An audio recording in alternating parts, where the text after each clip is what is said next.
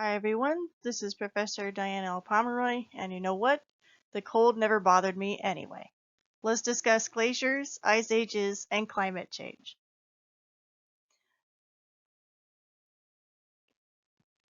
The sun drives most of the world's surface oceanic processes, including current movement, biological processes like zoo and phytoplankton blooms, and heat energy transfer that leads to weather and climate changes along each major latitude of Earth. Recall that the oceans behave like a heat sink. They absorb about 90% of the heat energy that radiates from the sun, and the evaporation of the surface waters of the ocean are what start the water cycle.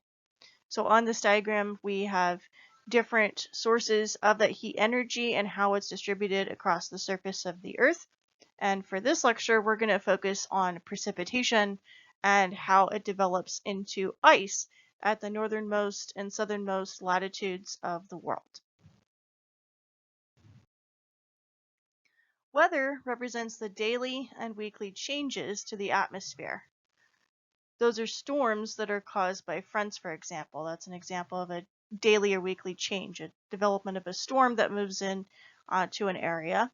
And climate represents an average of weather patterns over thousands to millions of years of time. So on this slide, we've got two images. We have a forecast for the weather on the left for 1 week out of the year, and on the right, we have a forecast of climate change over the span of hundreds of millions of years.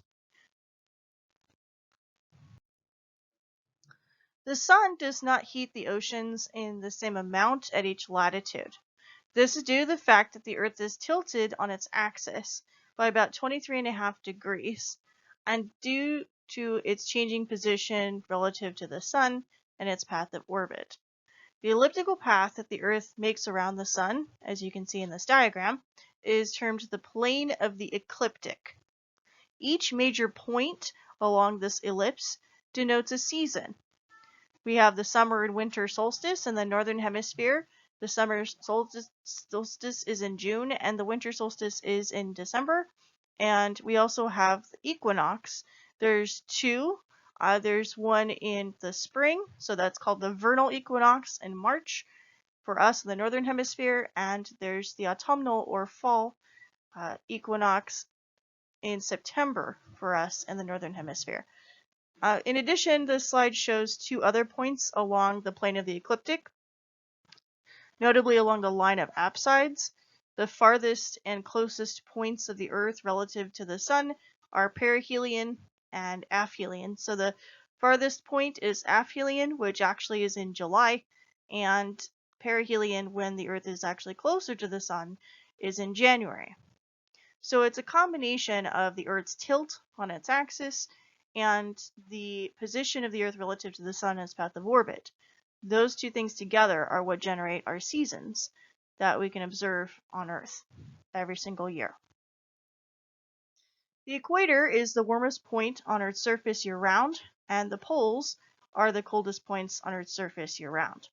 This is because the sunlight hits the equator consistently throughout the year at each phase of Earth's orbit, while at the poles, which are the farthest away from the sun at all times, those are consistently colder at those points. Changes to Earth's orbital path, eccentricity, its tilt, obliquity, and both orbit and tilt together, precession, correlate with changes to weather patterns in the atmosphere and Earth's climate in distinct units of time. These phenomena are collectively called Milankovitch cycles, after the Serbian scientist with the same name who proposed this theory. So we have three parts to the Milankovitch cycles as illustrated here by Scott Rutherford. We've got the eccentricity cycle, which is every 100,000 years. We have the obliquity cycle every 41,000 years, and we have precession every 19 to 23,000 years or so. Eccentricity is a change in Earth's orbital shape. This is due to the gravitational effects of Jupiter and Saturn.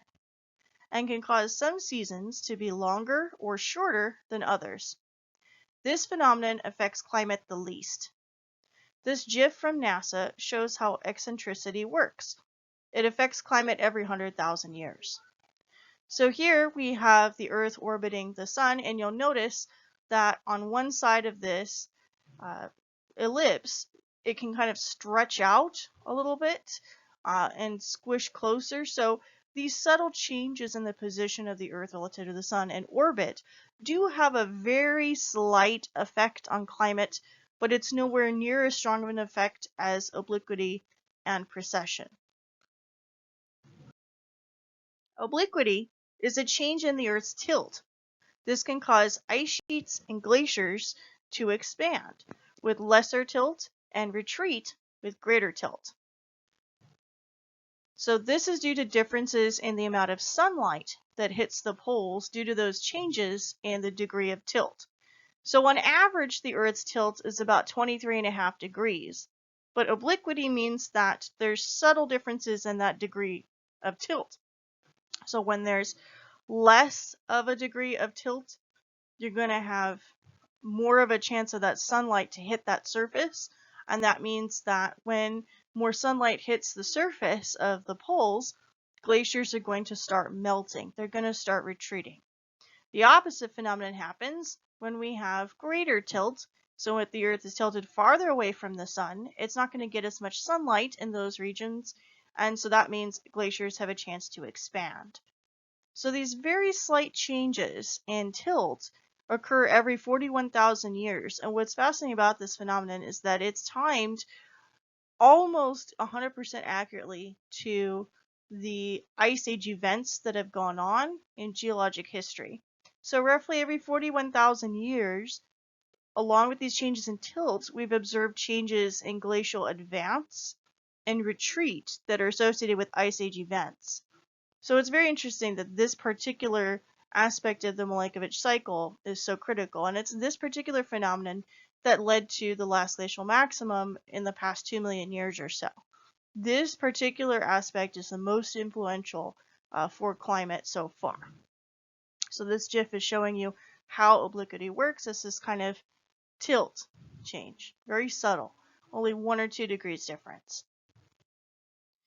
Finally, we have axial precession that's illustrated here, but also precession of Earth's orbit. So both of these I've lumped together into this term precession. So precession is wobble.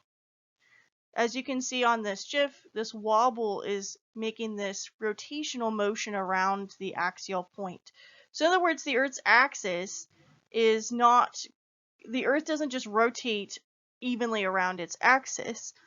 It's actually going to kind of wobble a little bit like a top. If you watch a top spin, it's that type of motion. And so that's what's happening here. It's a wobble that occurs to Earth's tilt. And this wobble is also in Earth's orbit as well. Precession can cause greater differences in seasonality in each hemisphere. And that's what makes those seasons in each hemisphere a little bit more or less extreme, depending on how much wobble is going on. So this precession cycle is every 26,000 years on average, roughly every 19 to 26, depending on various factors.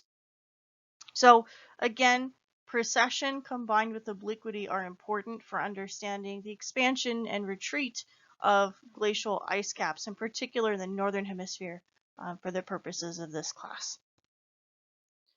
The presence of ice sheets and glaciers on Earth's surface have been connected to changes in climate for millions of years.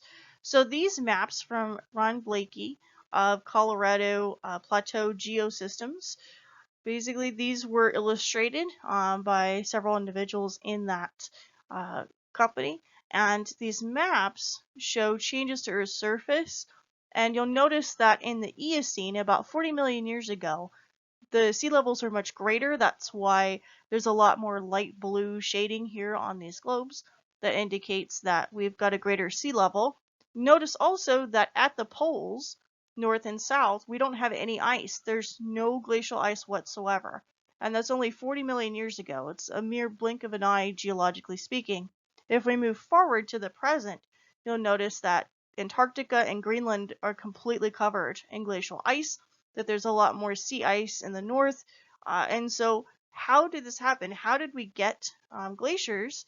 And how exactly do glaciers form? What are they? Right? What are glaciers? Glaciers are large masses of ice. They form on land and they move via their own weight. They're similar to rivers in that they flow over the land surface. They form when there's more snowpack. So that's typically when we have an atmospheric phase that's termed global cooling or an ice age. So during an ice age event, global temperatures will fall anywhere between 3 and 10 degrees Fahrenheit or Celsius, depending on your preference. And the atmosphere will then be cold enough for liquid water to freeze into ice. And this occurs especially at the poles where there's less sunlight and also at areas of greater altitude or higher elevation. So usually in these regions, the atmosphere is already much more cold and dense, and it's here that those clouds, as they condense, can cause rainfall to instantly freeze once they burst. So once clouds are heavy enough, they actually will transform into liquid water, and at particular elevations and in particular temperatures, that water just freezes instantly into snow. So that's essentially what glaciers are. They're large masses of ice. Think of them as like rivers of ice that are moving across the landscape. There's different densities of ice, and snowflakes are the least dense due to their larger quantity of air that's contained within those crystals. Firn, F-I-R-N, is the type of ice that develops into a glacier over time, and that's what these diagrams show. So the diagram on the left shows the density and difference of each of those ices. You'll notice that firn is not nearly as lightweight as snowflakes are. So fresh powder like snowfall that you get to develop a lot of snowbanks and things like that, the surface snow, that's going to have far more air in those ice crystals than what we have with what we see in glaciers. So glacial ice is actually a lot more dense.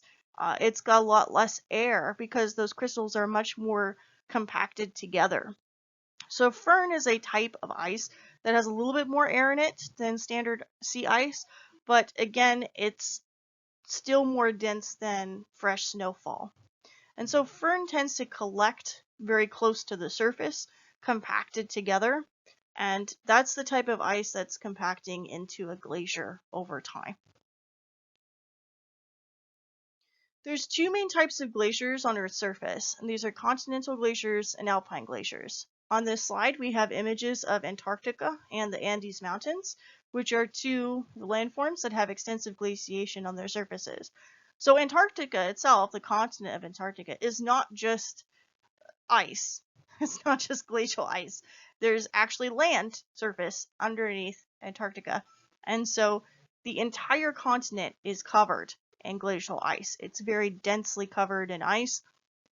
That's a little bit different than what we have with, say, high-peaked mountains like in the Andes or possibly in the Himalaya. We've got extremely high elevations, and it's here that glacial ice can form and develop. And that's, again, an alpine glacier, different from the continental glacier. So let's talk about continental glaciers first. Continental glaciers, like the ones that cover Greenland and Antarctica, are made of ice sheets, ice shelves, and ice caps. The flow of continental glaciers is controlled by rates of accumulation, which is known as snowpack, and ablation, or snow melt.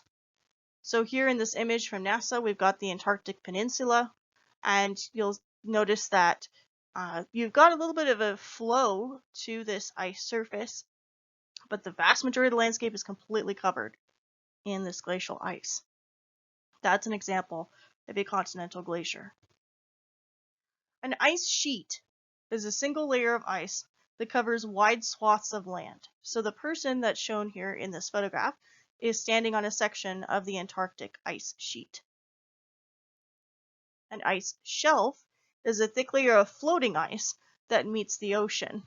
Sometimes these can break or calve off to form icebergs, and even like just sheets of sea ice. And so this process of calving, where sections of the ice shelf are falling off and melting, this process occurs during phases of glacial retreat. And that's what we have observed in recent years. So if you are curious about that phenomenon, by the way, about glacial melt and glacial retreat, I recommend that you check out a movie called Chasing Ice. It was released, I think, in 2016 or 2017. It's an absolutely fascinating documentary. It shows how, in the past, just even less than a decade, our glacial ice has retreated to an extreme. So we'll talk about this process of glacial motion in a few slides. But ice shelves, again, thick layers of floating ice, they can break off into icebergs, or they can calve off into the ocean during phases of glacial retreat. Ice caps are dome-shaped sections of ice that cover the peak of a mountain or the highest elevation of a glacially covered landscape. It's also the name of a zone in Sonic 3. So it's got a pretty cool soundtrack to it. Check it out. I do recommend it. It's a really it's a fun game to play if you've never played Sonic 3 before. One of my favorite levels is Ice Cap Zone. So Ice Cap, again, is not just named after that. It's actually the name of a peak or mountain in a glacially carved landscape. Glaciers move in two ways, and these ways are called advance and retreat. So this diagram is the starting point, or the reference state of a glacier. So there's several sections to glacial motion, and there's several terms involved with this.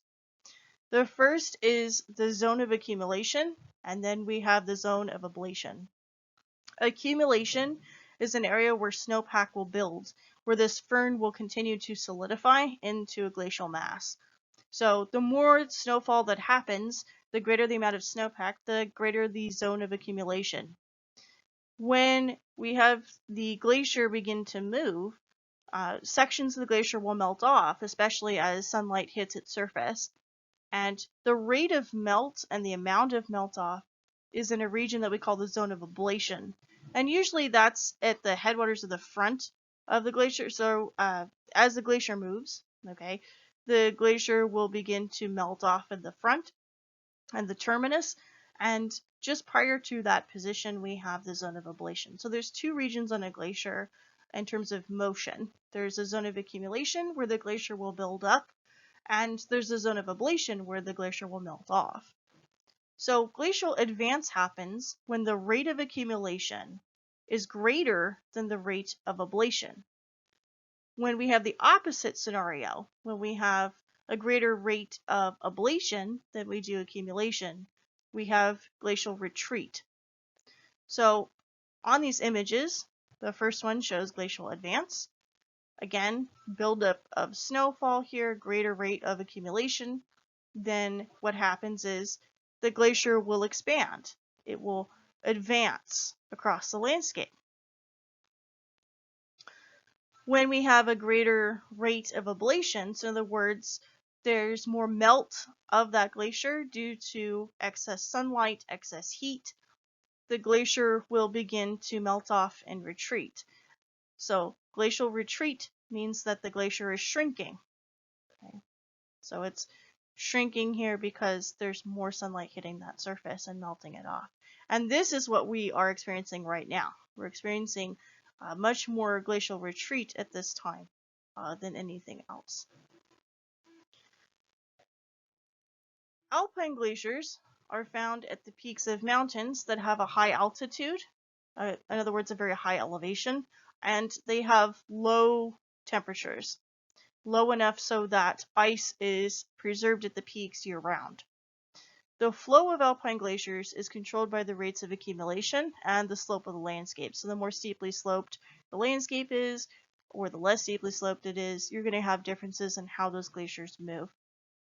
An example of alpine glaciers is shown here, again with some of the higher peaks in the Andes Mountains in South America. Glaciers pick up sediment as they expand and as they flow across the landscape in much the same way that river currents create siltation and flow of sediment in the riverbed. This motion is termed plucking. So where with rivers, they'll pick up and move sediment and create siltation. With glaciers, as they kind of scrape against that land surface, they're going to pluck or pick up individual pieces of sediment and move along with that. Sediment that's beneath the glacier will also become abraded. Abrasion has to do with sediments that are basically being smushed against each other and ground up and smoothed out over time.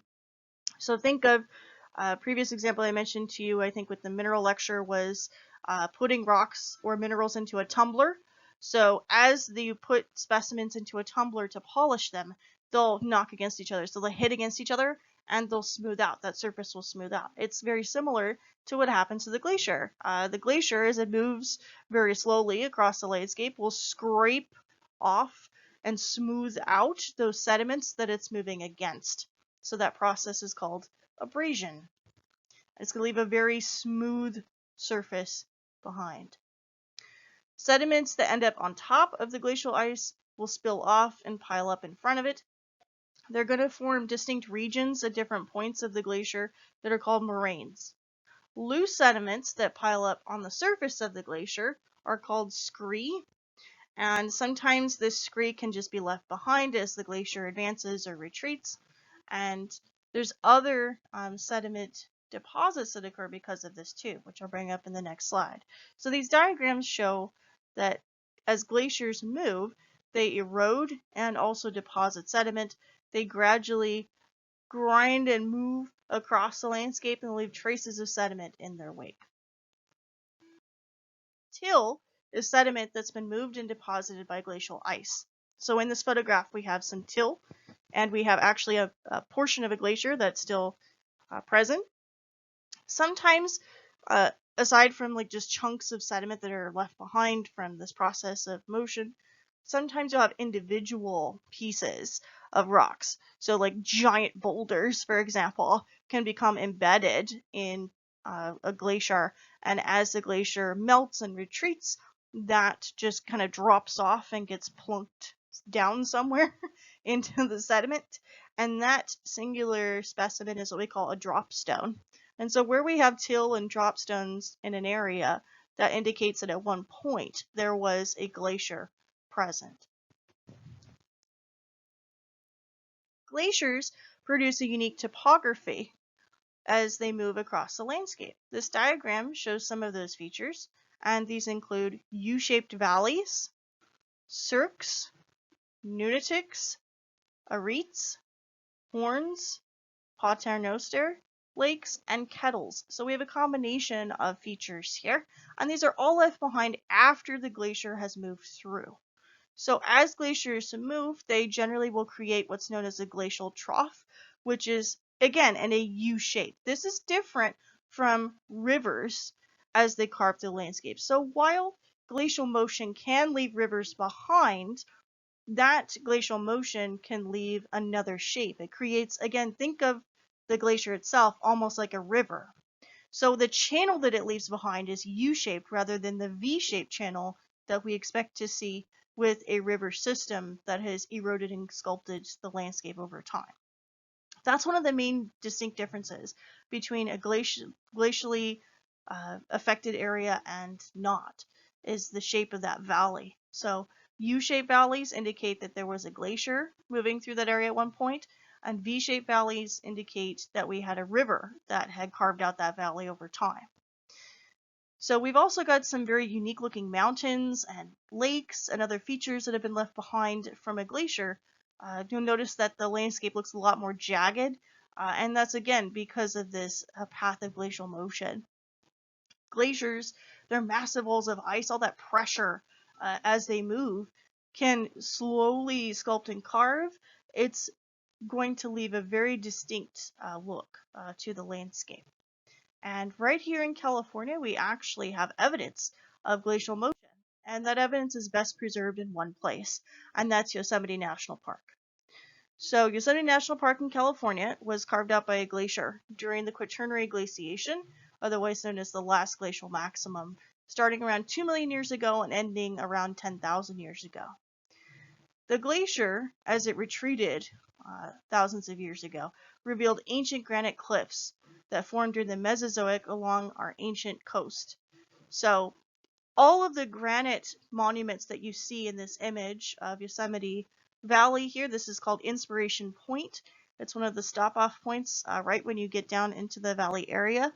All these monuments here that were carved up by the glacier are granites that have been uplifted and eroded out during that time. So all those granites were formed during the Mesozoic. So during that phase of subduction that I mentioned to you in previous lectures of plate tectonics, where we had that process of subduction of the Pacific plate beneath the North American plate, that process generated huge amounts of magma. And these magma chambers that you see here with these mountains, these used to be magma chambers that fed into ancient volcanoes along our coastline. And when those magma chambers stopped being fed with heat and pressure, they solidified into granite and diorite. And over time, they became uplifted, and then they became further eroded here by the glacier. So this glaciation event, the last glacial maximum, even affected us here in Southern California. So the next few slides I'm going to show you have some parts of Yosemite that are glacially derived, that distinctly show that this was indeed a glacially formed area, including Yosemite Valley itself, which you kind of see in this image, although there's tons of vegetation, all kinds of beautiful trees and everything are kind of blocking the view of the valley, but essentially it's a U shape. There's a U-shaped valley here. By the way, if you've never been to Yosemite National Park, I cannot recommend it enough. It's a place I used to go all the time when I was young. And so if you have a chance to visit yourself or take your family with you, please go. And if you'd like to read more about it, you can through the National Park Service website. And you can also visit virtually with Google Earth during this time. So one of the easier hikes to get to in the valley is to this particular monument. This is Bridal Veil Falls, and it tends to run dry now because of drought in the summer. So unfortunately, the Merced River, which feeds into a lot of the waterfalls and water systems in the park, during summertime, like the height of summer, like June, July, August, that water level will drop off significantly, and the waterfalls will definitely be affected. So this set of falls was formed into a region that we call a hanging valley. So you'll notice that we've got this distinct scarp to this landscape. It's very unique shape, and this shape again is indicative of a glacier carving out this whole entire area. So this is a hanging valley, and Bridal Veil Falls is the perfect example of that. Next, we have a cirque. So you may be familiar with this term, maybe like circus or like Cirque du Soleil or something like that, right? You may be thinking something like that. A cirque, essentially French for round. So that's what we're looking at here. Okay, we're looking at a rounded area. So this set of glacial lakes is actually in the center of this rounded basin that's carved out from glacial motion. And sometimes you can have lakes in the center that are remnants of that glacier known as tarn. Sometimes you'll get that. This particular image, no. But let's move on. This slide has some more features that are indicative of glacial motion, glacial movement. We've got Unicorn Peak, which is a series of horns, so aptly named here, Unicorn Peak. A series of horns have developed here from that glacial scraping and moving across the granite. And then we have this region of Tioga Pass that has a series of kettle lakes. So towards the middle of the photo, you can see these kettle lakes, which are actually remnants of the glacier after it had melted away. So there's many parts of Yosemite that have this glacial water. Sections of a region known as Hetch Hetchy have glacial water that's connected to the Merced River. And a lot of this water is siphoned off and used in Northern California for drinking water and for other purposes. So this entire region is critical not just for its beauty and its natural history, but also for its water source from the glacier. Now, one of the drawbacks to studying glaciers and glacial ice is the fact that often glacial activity is connected to ice ages and climate change. An imbalance of the trace elements carbon dioxide and methane, in addition to changes to isotopic oxygen in the atmosphere, can lead to increased or decreased global temperatures. When amounts of carbon dioxide and methane gas increase in the atmosphere, temperatures will also increase in the atmosphere. And that's because those molecules store heat. So carbon dioxide gas and methane gas in particular are excellent at storing higher amounts of heat energy than other molecules in the atmosphere, like nitrogen or oxygen. And so when we have amounts of those elements increasing, and by the way, carbon dioxide and methane gas are very small percentages. They're very small trace amounts in the atmosphere. If you'd like to know more about those distinct numbers, I strongly recommend you check out my air-sea interactions lecture that I've posted on YouTube. So anyway, so with those increasing amounts of elements in the atmosphere, temperatures will increase, and that will result in what we call a global warming phase. When we have lesser amounts of carbon dioxide and methane in the atmosphere, what can happen is there's an increased amount of oxygen, and with that we get temperatures falling, so temperatures will drop, and that results in what we call a global cooling or ice age phase. So there's been several ice ages through time, and these are often traced through the presence of glacial events. So on this diagram from NASA, we have the geologic timescale, and we also have the names of some large ice age events that have affected us through time. And for the purpose of this class, I'm just going to focus on one ice age, and that is referred to as the last glacial maximum, the last ice age, and the Quaternary glaciation. They all mean the same thing. They mean about 2.5 to 3 million years to the present day. So the last ice age technically is still going on. We're still in an ice age event. We are approaching a phase that is more of a warming event now than what we were expected to have at this point. And what's interesting about ice ages is that they're not just all about glaciation. They're not just all about the cold points in time. Ice ages actually represent fluctuations in temperature, and in fact represent extreme differences in temperature, more so than anything else. So you get periods in an ice age where we have warming and then we have cooling, warming and cooling. However, it's not a consistent warming to the point where the glacial ice significantly retreats and melts.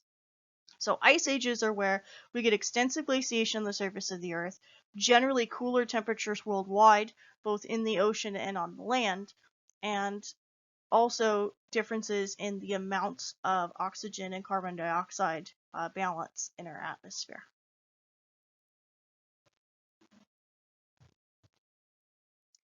So this slide has a chart from the National Oceanographic and Atmospheric Administration showing alternating warming and cooling moments that occurred over the last 800,000 years or so.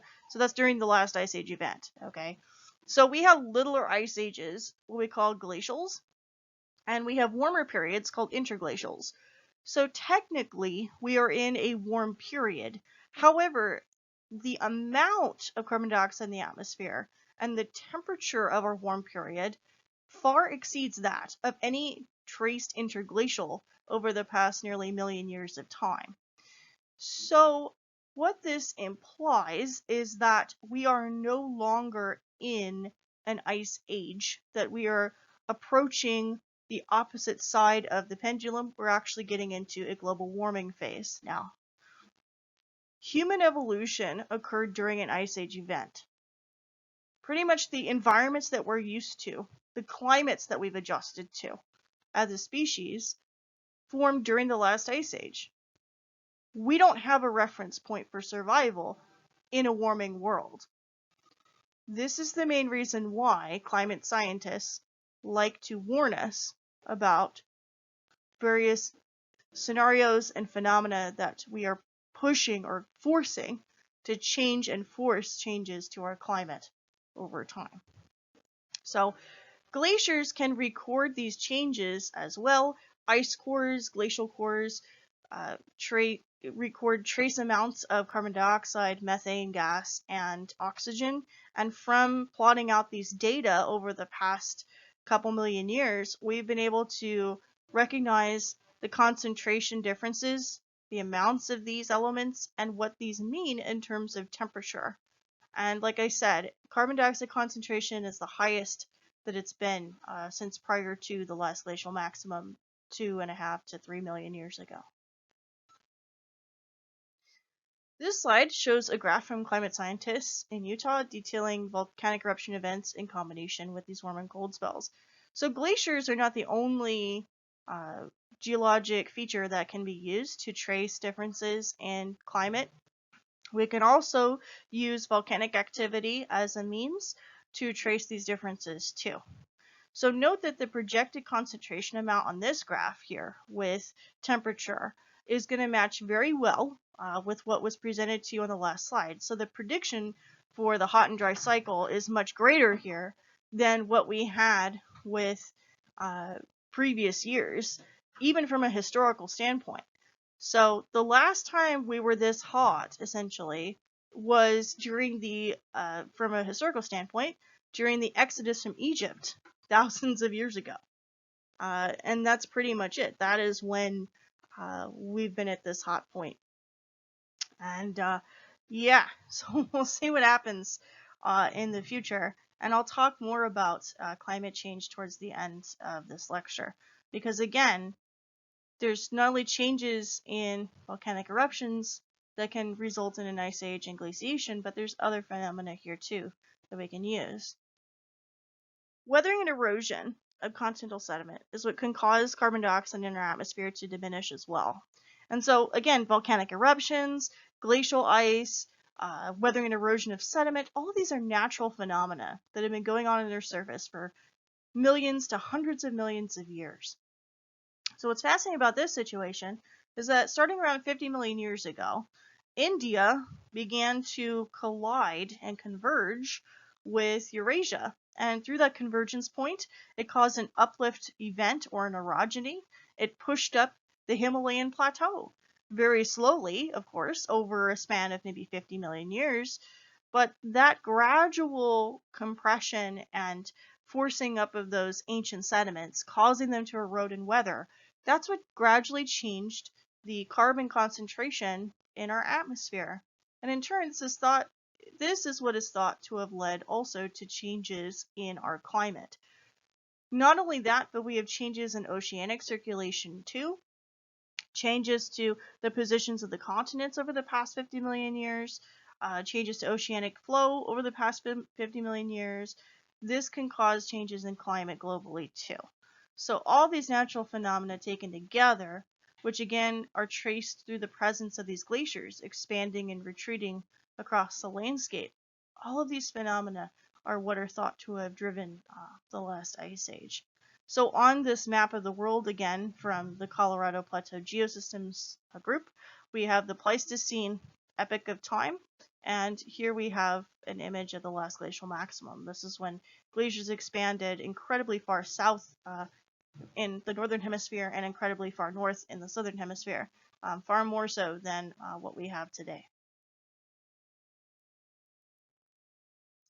So in addition to all these things, like I mentioned to you previously, continental restriction of oceanic circulation can cause ice age events, volcanic activity, solar radiation, so precession and obliquity, increasing snowfall because of those changes in tilt and orbit.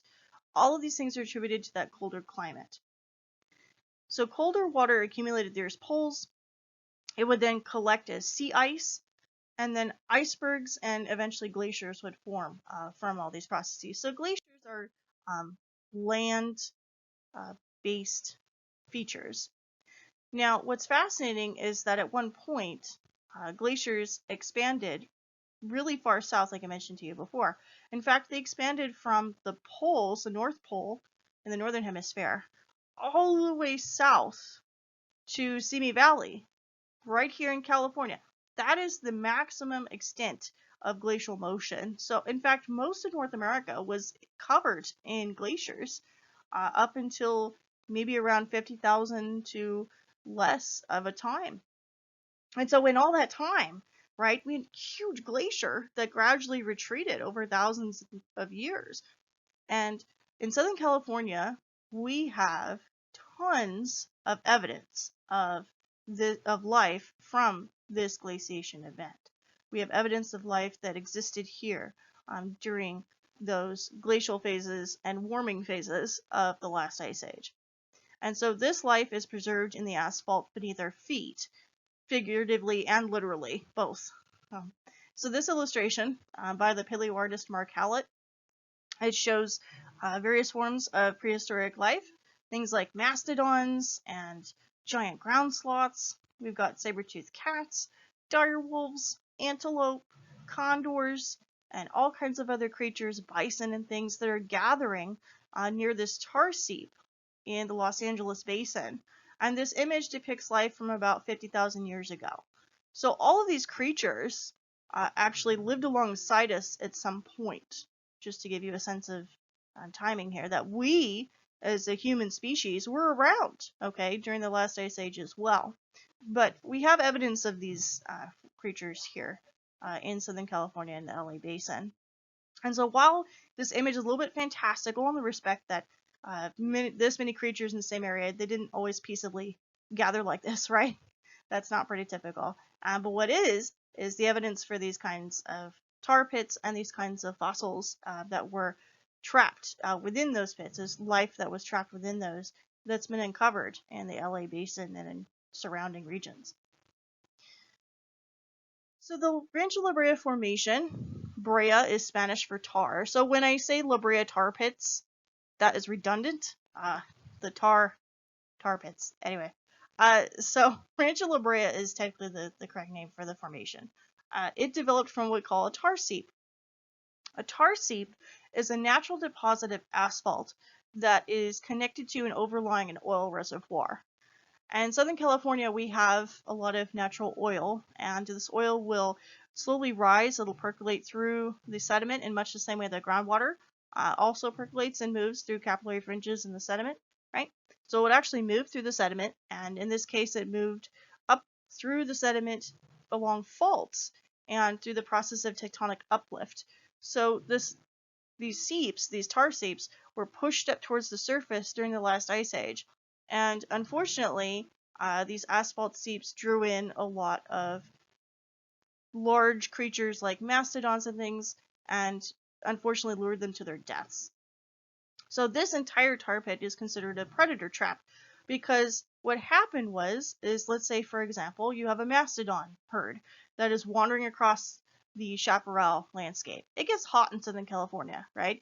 And even then, even during the last ice age, okay, there were times when there were warming phases. So, I mean, it could have been a fairly warm and dry time, and these creatures are probably thirsty, so they're wandering across the landscape. And just like on a hot day, if you look down the street on a hot day, the asphalt looks like it's shimmery, maybe like water, right? And realize that mastodons don't really have that big of a brain capacity. So they're wandering along and they're thirsty, and they see this thing shimmering in the distance, like, oh, is that water? So they walk towards it, and then they get stuck. So unfortunately, with asphalt, with natural asphalt, what can happen is that it doesn't take much. It's like flypaper. Once something lands on it and gets stuck, it's very difficult to take something off. Even a giant creature like a mastodon cannot escape a tar seep. So once these creatures wandered into the asphalt, which is only an inch or two deep, they got stuck. Once they got stuck, started freaking out, and all these predators that surrounded it were like, hey, there's the dinner bell, let's go eat. Unfortunately, creatures like saber-toothed cats, like we see on this slide, or creatures like dire wolves, yes, dire wolves were actual creatures and not just things from Game of Thrones, okay, they're actually real creatures, they would attack the mastodon that was trapped in the asphalt, but then they too would sink into the asphalt at some point, they'd get stuck, and they would also die. And so layer upon layer of this scenario repeated itself over thousands of years. And so this repeating process is unfortunately what created this formation. So the Rancho La Brea formation is unique in that it's got active layers in it, and it also has these layers of extinct creatures in it too. And each layer produces this unique shape. It produces conical tube, essentially, of tar, where all these creatures got stuck inside. And some of this tar still bubbles to the surface in places. There's different pits that are on display, like the lake pit in the Rancho La Brea in the George C. Page Museum area, where you can see the tar actually bubble to the surface. So we found millions of fossil bones that have been covered in this area since 1915, when this area was established, which, by the way, is the time frame when we started excavating for oil and natural gas in California because of faults and uplift. Those oil reservoirs would actually bubble to the surface, and the presence of this asphalt indicated that oil was not far from that. So we started pulling up these specimens from the tar from that time over 100 years ago, and we're still unearthing fossils there today. And again, those tar pits are still active in places. And in fact, if you when people excavate in Los Angeles, scientists are often on call, paleontologists are often on call to help with excavation, particular building new subways or building new railways. You have to constantly be in touch with paleontologists to make sure that you're not excavating into a rich fossil site like the tar pits. But these are the types of creatures that lived here only a few thousand years ago. Saber-toothed cat was our state fossil, just as another aside. So fossil fuels, what are they? Well, here's the thing. Did creatures like saber-toothed cats and mastodons and, or even dinosaurs or all these fossil fuels? I mean, is that what I'm talking about? No. Fossil fuels are a little bit different. Fossil fuels, what they are, is they're natural carbon-based substances, and they are derived from once living things, but their source is not creatures like mastodons, saber-toothed cats, or dinosaurs. In fact, the sources of these fossil fuels are a totally different type. In fact, most often, like plants or plankton or algae are more often the source of these fuels than anything else.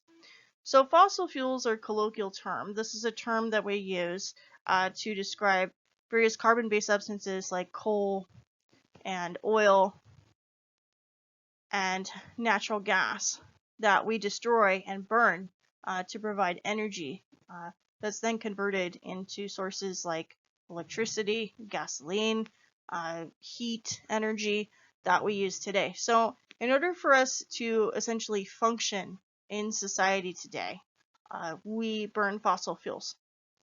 And so I'm going to talk about the sources of those fuels. I'm going to talk about how much we burn with these fuels, where these things can be excavated, and how they're pulled up from the ground. And you may be thinking, well, what does this have to do with glaciers? I'll come back to that at the end. Well, oil and natural gas are part of the storage aspect of the carbon cycle. The carbon cycle is a process that's been going on under the surface for billions of years. It's a cycle that's essential for maintaining the pH and sea surface temperature of the world's oceans, and it's also essential for the health of plants and life on land. Unfortunately, what's been happening is that we've been taking those buried parts of carbon and burning them faster than is natural. So there are instances in nature when stored amounts of carbon, for example, have been burned through volcanic activity, or when we have oil and natural gas that explode. And those explosion events and things, these can happen naturally. And the thing is, though, we are burning those sources far faster than any natural phenomenon that has ever been recorded. And so that's the rate of consumption. It's the rate of burning that we're concerned with here. So the carbon cycle is shown here in this diagram. We have different sources of it. And again, coal, oil, and natural gas are stored carbon. Okay, so they're stored, they store that energy. And if you burn it off, it's going to release all of that back into the atmosphere, and it's going to disrupt the patterns of this cycle.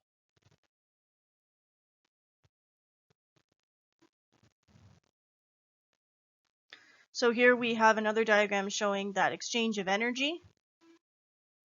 Fossil fuel emissions may not seem like it accounts for much, but the more that we depend on these substances, the more that we depend on the burn off of these materials, the more that we're going to start affecting the concentrations of carbon dioxide, methane gas, and other volatile chemicals in our atmosphere.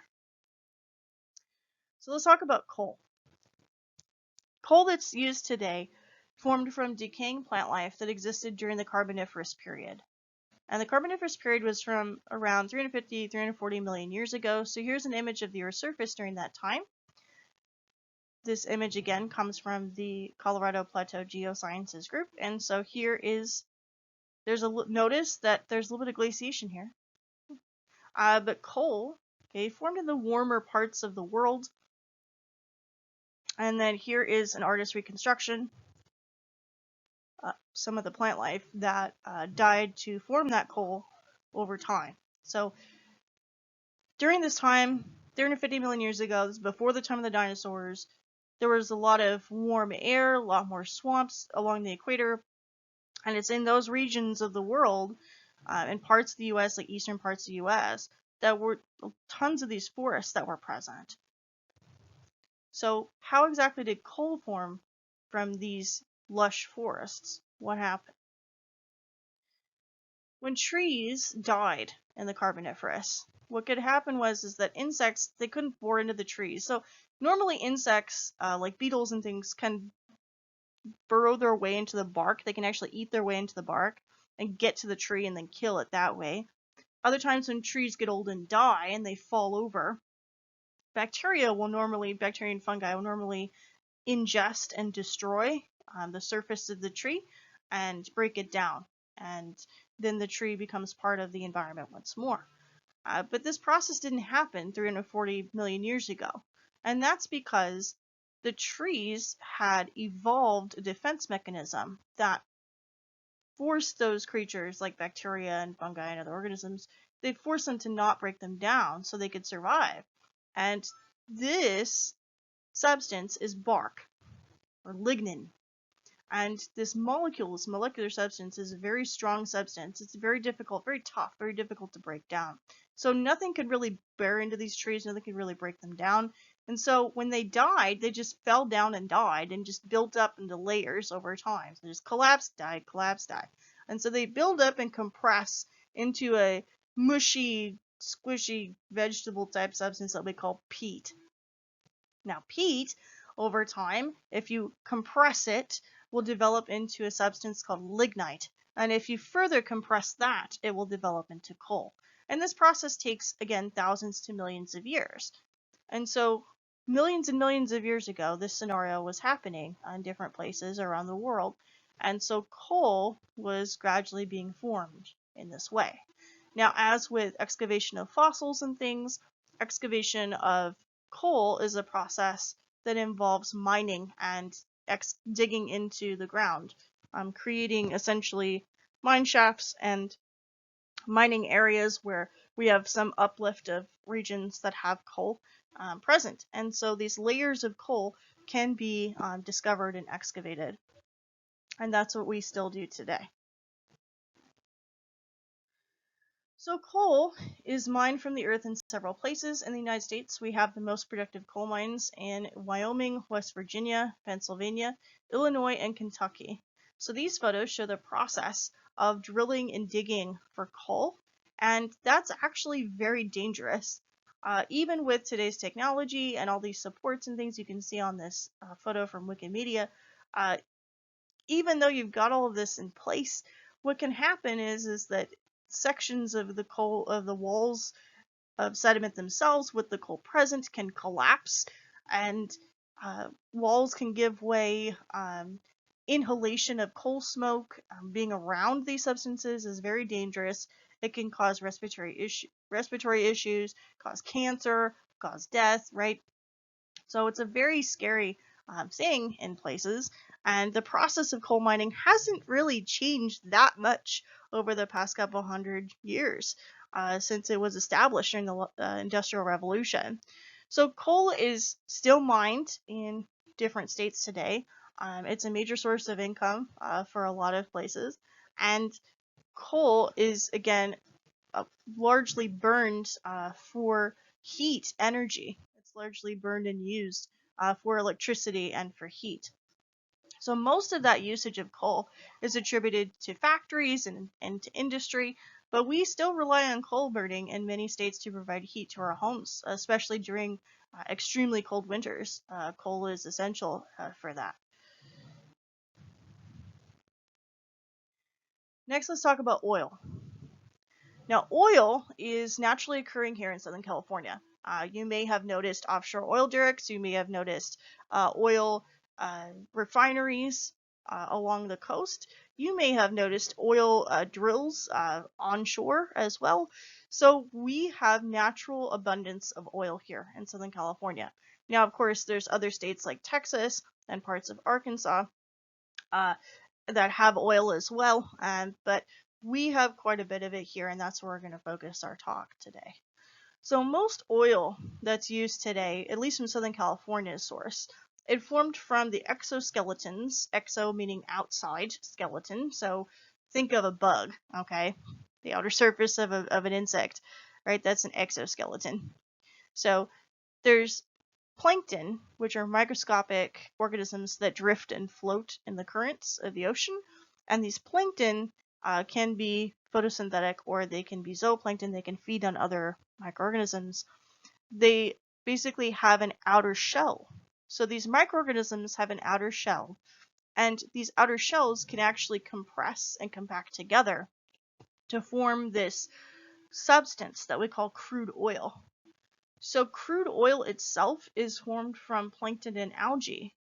And this plankton and algae has its origins from the Cretaceous period, starting around 120 million to around 60 to 70 million years old. So on average, that's the time frame of our oil here in Southern California in particular. That's where we get it from. And so the media and oil companies have, because it came from the time of the dinosaurs, they've created this misconception that oil comes from dinosaurs, and that's not true.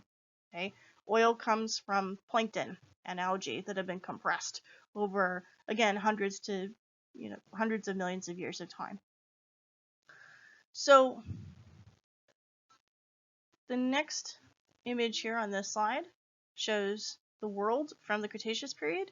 Note that sea level is much higher at this point. Note that the continents have moved since the Carboniferous, right? We've got some continental drift going on, and we've got changes to oceanic circulation once again. Note that in Southern California, it's totally underwater at this point. And so, again, most of our oil comes from that globally. It comes from this plankton and algae. It does not come from dinosaur skeletons or dinosaur specimens whatsoever. It comes from the age of dinosaurs, but not from those themselves. So oil travels through the earth in much the same way that groundwater does. So oil from compressed plankton, it will bubble up through porous and permeable sedimentary rocks like sandstone and moving through shale as well. And it can get trapped in certain areas and it's siphoned to the surface using drills. As you can see on this illustration, we can draw the oil up out of the ground, and it's usually siphoned through a process known as hydraulic fracturing or fracking, where we take pressurized water and this drill bit and you force water in and it pushes the oil out, because remember, oil and water do not mix. Because they don't mix together, the oil will separate from the water and be siphoned up to the surface. And so we use this process in other states, but not in Southern California, because in Southern California, remember the tar pits. So oil naturally pulls at the surface here because of all the faults and all the fractures that we have in our sediments. So oil naturally pools at the surface of the earth here. We don't have to dig that deep to get to our oil here. We don't have to use hydraulic fracturing as much as other states to get to our oil source. And in association with oil, often there's trapped gas. This is natural gas, methane gas, that's a layer in association with that oil. So oil can be extracted onshore and offshore as well. So there's offshore oil rigs, there's onshore oil excavation. And again, this process of oil extraction, just like with coal, is very dangerous in most cases. Oil, or crude oil, is refined after this process of extraction. So here is an offshore oil rig, and after it's extracted out of the ground, crude oil is often further refined, and it's the process of refining it takes multiple steps. I'm not going to get into that here, but essentially it gets turned into gasoline and diesel. The byproducts of oil refinement and extraction include asphalt, which again, asphalt seeps in association with oil reservoirs. And then we also get, again, layers of natural gas that can form with this. So oil drills, like we see here, refineries and things, they're very dangerous. They're prone to accidental spills, like oil spills on the ocean, oil spills on land. We can get gas leaks from this, get respiratory disease due to inhalation of fuel vapor, and even worse, sometimes because of the process of oil extraction, because there's pressure involved, sometimes they can cause explosions. So sometimes oil refineries can actually catch fire and explode. And so again, very dangerous business, but at the same time, unfortunately, in this day and age, it's very lucrative still, right? We're very dependent on oil and gasoline for, again, a source of fuel. About 92% of the 6 trillion barrels of crude oil that we burn in the US, it's used for transportation. So that includes fueling cars, cargo ships, jet engines, so passenger planes, jet planes that you take to go places, all the cargo ships that dock in harbors around the world that carry our goods, right? Tanker trucks, which you can see in this photograph of a very busy day in Los Angeles, which was more common at one point. And we've got trucks and cars. Think of it this way. Every person that you know has a car. Every person that you know has a truck, right? And usually it's one per person. Very rarely do people share their vehicles. And in this process, we've basically, each person then has what we call a carbon footprint from burning off all this oil. And so, yeah, we are extremely dependent on it still today, far more so than we are with coal. Coal and oil are the big two in terms of use with our fossil fuels. Now, you may be thinking at this point, okay, well, that's great. This has to do with global warming. So what about global cooling? What about these glacial events? What about glaciers? How does this connect back to what we've been discussing throughout this lecture? Natural gas, like I mentioned to you before, is a byproduct of oil extraction. Natural gas, another name for it, the scientific name for it, is methane. Methane seeps up from the ground in fractures in the Earth's crust alongside oil reservoirs. And methane is also stored in sea ice in these structures that we call clathrates. So here we have a photograph of a methane clathrate. It's a chunk of sea ice that's got methane inside. And so what's happening here is that as the surface of the Earth warms, as glaciers begin to melt and retreat, and as sea ice also begins to melt off, and sections of ice shelves calve off into the ocean, these clathrates will begin to open up and melt. And through the opening of these structures, methane gas will then be released into the water and into the atmosphere. So that's going to cause a lot of heat to build into the atmosphere. And the heat that's trapped by methane, methane traps a heck of a lot more heat than carbon dioxide does. And so what's going to happen is that as glaciers continue to retreat on the landscape due to global warming, human-induced global warming, the methane is going to be released into the atmosphere in greater amounts, and that's going to essentially cause a greater feedback loop. It's going to cause more of a positive feedback loop. More heat is going to continue to build in the atmosphere, and that only means that the global temperatures of the world are only going to increase. So with glacial ice expansion, that global temperature would drop. It would decrease by several degrees. With what's going on right now with global warming, glacial ice is retreating and melting, exposing these methane class rates and causing uh, global warming to basically speed up over time. So here's the process of fracking, uh, extraction of oil and natural gas together. And so natural gas is siphoned and taken away, and it's again siphoned into our homes. And natural gas, again, while it's very dangerous to extract, it's necessary. We still use it in a lot of our homes. In fact, the next slide is going to show you just how many places we use natural gas.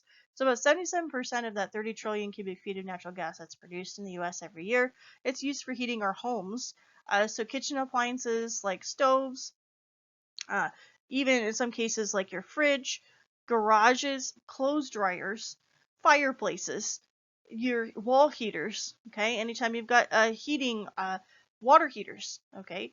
All of these things that require heat, barbecues and things, natural gas is constantly being used. In addition to that, a lot of buses and bus companies have been using natural gas as a means of cleaner burning energy.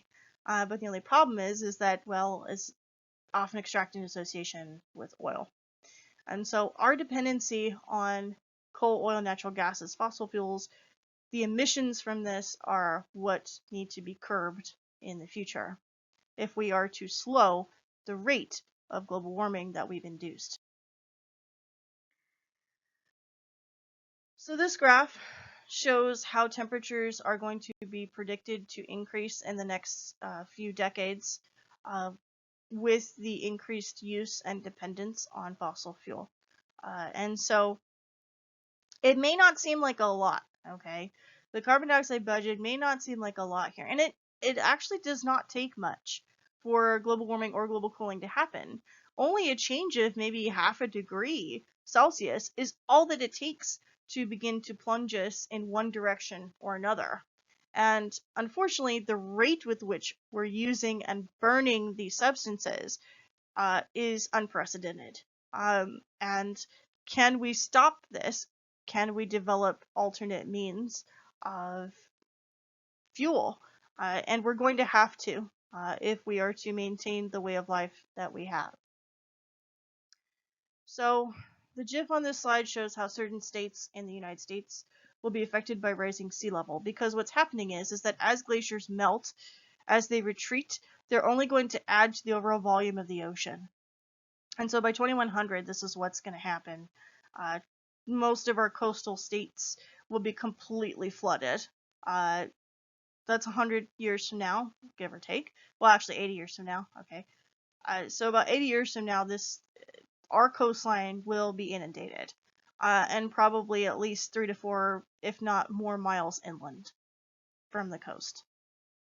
So what this implies is that if we don't start controlling our emissions now, then sea level temperature or sea surface temperature will continue to increase, sea level will continue to rise. And we're already seeing the effects of this. We're already seeing the effects of global warming with increased storm events. We're already seeing it with increased flood events. And the next slide is going to show changes to our temperature as well. You may have noticed that, right? I mean, it's only the end of April in 2020, and temperatures in Southern California are at a standard heat wave that we receive in maybe June or July. So these temperatures are not the norm, and this will eventually, unfortunately, become our new normal until the emissions are under control. Even a slight change in global temperature by less than half of a degree to 2 degrees Celsius change can cause extreme differences in climate globally.